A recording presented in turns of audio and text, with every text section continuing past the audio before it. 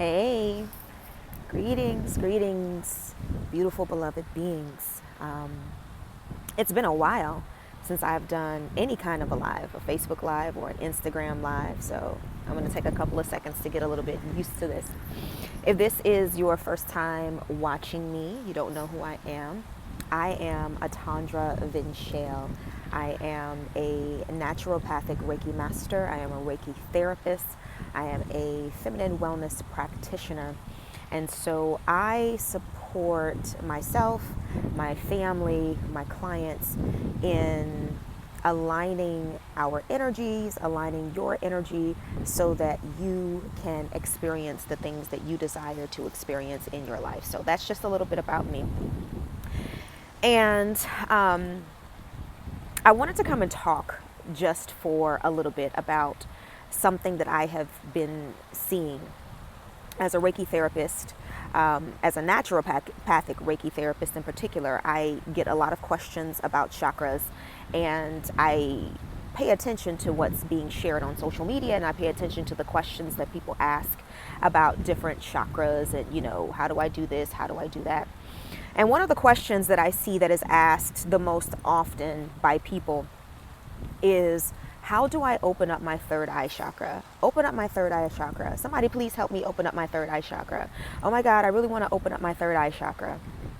If you're not familiar with the chakra system, you may want to click the link in my bio. I have a blog post on my website at themermaidswisdom.com where I specifically discuss what chakras are, that school of thought and things of that nature. But to give you an overview, chakras are basically these energy centers that we have that run all around our body. So there's like 144 of them, but we primarily focus on the main 7. And so the third eye chakra is the chakra that allows you to experience the most pristine kind of intuition. This is the kind of intuition that is not clouded or distorted by your previous experiences. This is the kind of intuition that is not distorted by your previous traumas. The kind of, hey there, Rod, how are you? Thank you for joining me. The kind of intuition that is not clouded or distorted by things that you have been through, by things that you have been told. So it is the most pristine. Your third eye helps to open up the most pristine kind of intuition that is available to you. It also helps with understanding things like sacred geometry, understanding, having a different kind of insight into the spirit realm, if that makes sense. So that's about as basic as I can put it. And so I often get this question, and I see people asking, thank you, sir. I see people asking this question, how do I open up my third eye? How do I open up my third eye? I want to open up my third eye. I want to open up my third eye. And so whenever I see that question asked in different groups, the question that I ask is, have you done the work on the other 5 chakras that come before that? And a lot of times what I will get is I'll get one of two things. I either get no answer, which means that they completely stop talking after I ask that question, or I get just kind of this emotional vomit, this kind of just myriad of for a better term, just bullshit, right? Like, oh, I've done this work, and I've been released from my root chakra, and I've been released from the sacral, and I've done, and this, it's just, when you read it, it's just this bundle of words of like philosophical bullshit, right? Like, it's like they opened up a philosophical dictionary or a book of terms and said, I'm going to put all of these and throw these into a sentence to make myself sound smart, to make you think that I've actually done work that I have not. And so what I wanted to share with you with regard to opening up your third chakra is, this is something that not a lot of people talk about when they talk about chakras. There are veils in the chakra system, which means that there is a certain amount of work that has to be done, a certain amount of alignment that has to be done before you are allowed to go beyond the veil into the next chakra. So for example, You've got your first three, which would be your root, your sacral, and your solar plexus. After the solar plexus, there is a veil or a mirror wall or a gate or whatever it is that you want to call it, that you have to allow, that you have to be given access to before you can fully realize what's available for you in the heart chakra. And then once you've mastered the heart chakra, then you get the opportunity to master your throat. And then from there, you're opened up to the opportunity to master your third eye chakra. Now, why is this important? Why am I even having this conversation? Like, why am I even saying this? Because here's the thing. You will always default to your, how do I want to say this? You will always fall back down to whatever your default frequency is. I'm going to say that again. You will always fall back down to whatever your default frequency is. So what does this mean? This means that if you have not mastered the frequency of the root chakra, then no matter what you experience, like you may experience glimpses of higher frequencies, right? So you may go to a conference, or you may go to a training, or you may watch a video, or you may be involved with some other people who are doing different kinds of spiritual work, or you may do a yoga practice, or you may do whatever, and you may get a glimpse into what is available for you in that higher frequency. And so you have these experiences, and then you experience these spiritual highs. Hey there. These spiritual highs, and it's just like, oh my God, like I'm so high, and I just felt things open, and I could feel the spirit realm opening up to me, and I could feel my angels. I felt the wing touch me across my face. Like, you'll have all of these amazing spiritual experiences. But then what happens is, when you leave the building, or when you leave that group of people, or you turn off that video, or you turn off that audio, or you leave that sacred space, you leave that practice, and you go back into what is your real life, then you will fall back into whatever your default frequency is. And so this idea that all I need to do is just open up my third eye. If I could open up my third eye, I could see everything. I could see everything.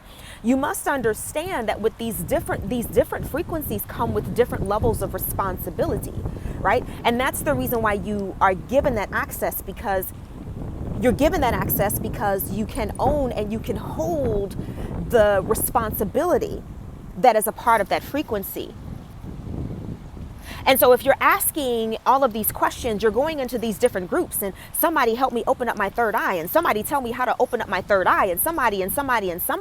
They could give you every single tool. They could give it to you step by step, which a lot of people do in those groups, which I really think is unfortunate. I think that does the person who is asking the question a real disservice, because they won't be able to hold the frequency. They won't be able to hold the responsibility for the work that you're asking them to do. But nonetheless, people answer the question. And so you're asking all of these questions and not understanding that if you do, for a moment, get a glimpse of what it is like to have your third eye chakra open, you won't be able to hold it. And that won't be your life experience. Like, you will not live in the space and in the frequency of having a third eye chakra that is open and that is balanced, because you've not yet mastered the chakras that are beneath your third eye chakra. And so I just wanted to offer that, because I do think it's really unfortunate that there are so many people in these groups, and they're asking these questions, and people are giving them all of these tools and all of these different things, and not explaining to them the responsibility that comes with that. You must do the work. You must be willing to do the work. And so if you want to, quote unquote, open up your third eye chakra, in other words, you're asking, what you're really asking is, how do you master the state of being where my third eye chakra is open and it's always balanced, or it's open and it's balanced at least the majority of the time, 95% of the time, 99% of the time. How do I learn to master that frequency? That's really the question that you're asking. And the answer to that question is, you learn how to master that frequency by learning how to master the frequencies that are before it. And so what happens is, when you master your root chakra, let's say we start from the root up. Okay, let's say this is somebody who is absolutely new to this. This may be somebody who has experienced just a lot of different things. And so you're starting from the bottom up, right? Well, what happens is you start at the level of your root chakra, the level of this is your foundation, right? This is the chakra that deals with all of your basic needs of survival.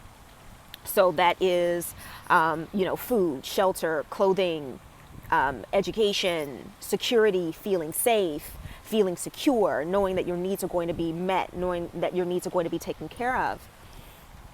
And so you're in this space and you're doing this work. And so then you master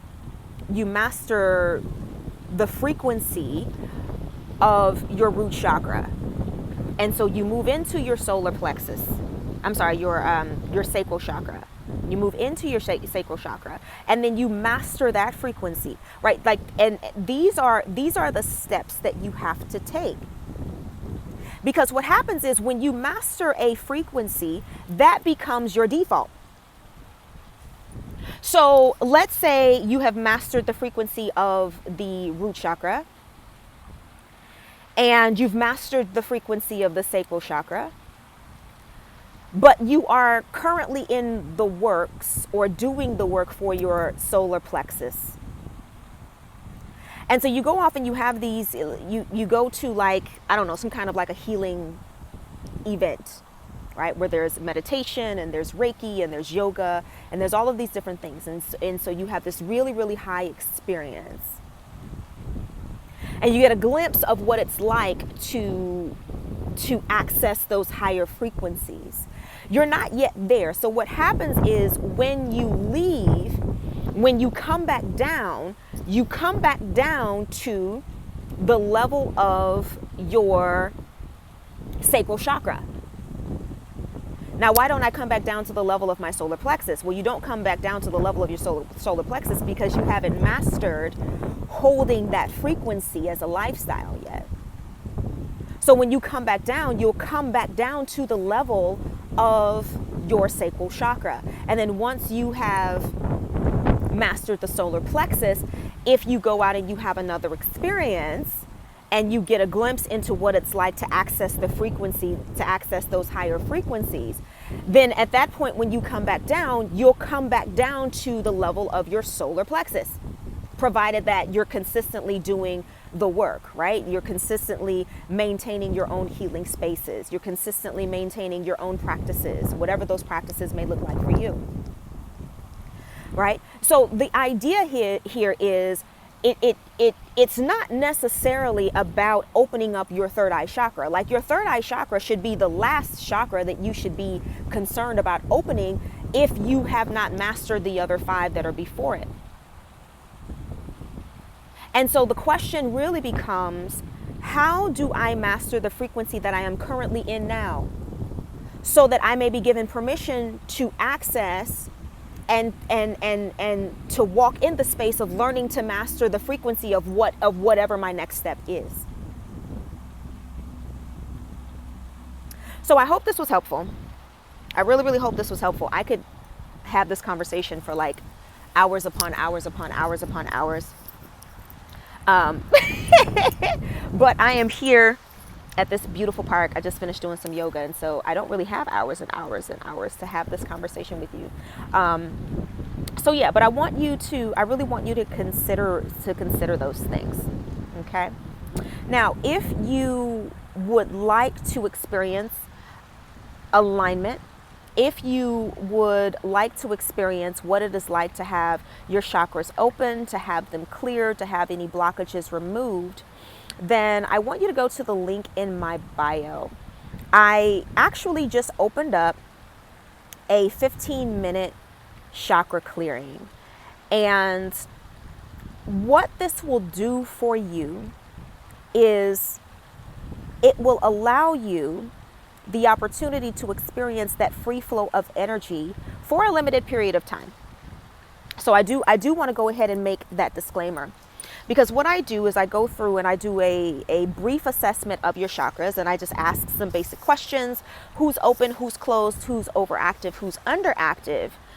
And then based on the answers that I get to those questions, I do a pendulum balancing, a pendulum clearing, removal of the blockages that may be available at that moment, at that particular time.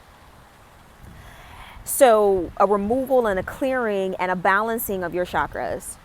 It is sort of like an energetic tune-up, if that makes sense, right? So let's say you are in a position where you've got this big project that you're working on at work, and for whatever reason, you're having some kind of a creative block, or you're having a writer's block, or you're not able to come up with ideas and things of that nature. And you're like, oh my God, like I can't hear. My mind is just not clear, and everything is just so jumbled up, and so on and so on and so on. Well, the energetic tune-up, the quick energetic tune-up, can give you some reprieve. And those results last typically anywhere from 24 to 48 hours. Okay. Now understand that when your chakras are opened in that 15-minute session, after that 24 to 48 hour period, you are going to fall back down to whatever your default frequency is. So I want to be very clear about that. But if it's something that, if you feel like you just need that quick energetic tune up, like you just need some space to be opened up for you, you just need some things to be cleared for you, then that's definitely something that would work for you. It's really quick, it's really simple, it's really easy. You would just schedule a 15-minute session on my calendar. And for those 15 minutes, you just want to make sure that you are either seated or lying down in a comfortable position for those 15 minutes. So if you schedule your appointment for 11, you want to make sure that you're seated and lying down or lying down in a comfortable position where you're not distracted for about 15 minutes. I do my work on my end, and then I'll shoot you an email and let you know that the session is over and have you drink some water. That's basically how it goes. So it's a distance session. You don't need to see me. I don't need to see you. You just need to schedule the appointment and then trust that the work is going to be done on your behalf in those 15 minutes. So if that is something that you are interested in, go to the link in my bio and click 15-minute chakra energy session or 15 minutes chakra energy clearing. So that's available.